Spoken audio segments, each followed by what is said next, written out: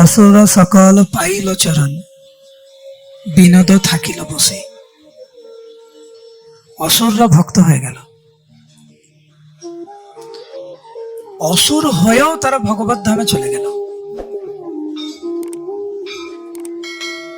কিন্তু ভক্তি বিনোদ পড়ে রইল এই সংসারে। এরকম দুর্ভাগ্যজনক পরিস্থিতিতে যেন আমরা না পড়ি, ভক্ত হয়েও যেন ভক্তি জীবনে পিছিয়ে না থাকি। আমরা তো ভক্ত হওয়ার চেষ্টা করছি, যাদের নিন্দা করছে তারা ভক্তি জীবনে এগিয়ে যাচ্ছে, যাদেরকে খাটো করে দেখছি তারা এগিয়ে যাচ্ছে, আর যারা আমরা ভক্ত বলে নিজেদেরকে জাহির করছে তারা পিছিয়ে পড়ছে।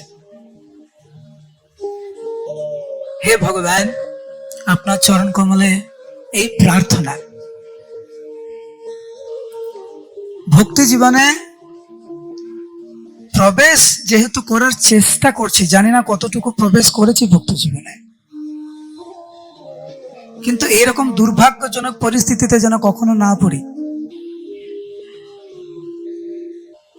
যে ভক্তের বেশ ধারণ করেছে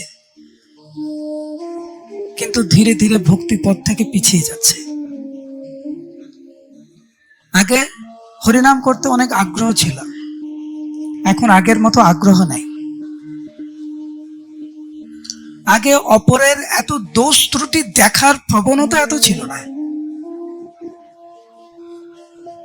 কিন্তু অন্য ভক্তদের মধ্যে দোষ ত্রুটি দেখার ফলে আমার জীবনটাই পাল্টে যাচ্ছে।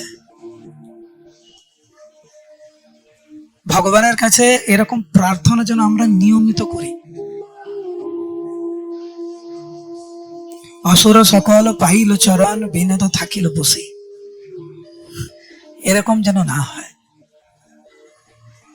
ভক্তি জীবনে প্রবেশ করে মানে কোনো প্রশ্নই উঠে না ভক্তি জীবন থেকে পিছিয়ে আসা।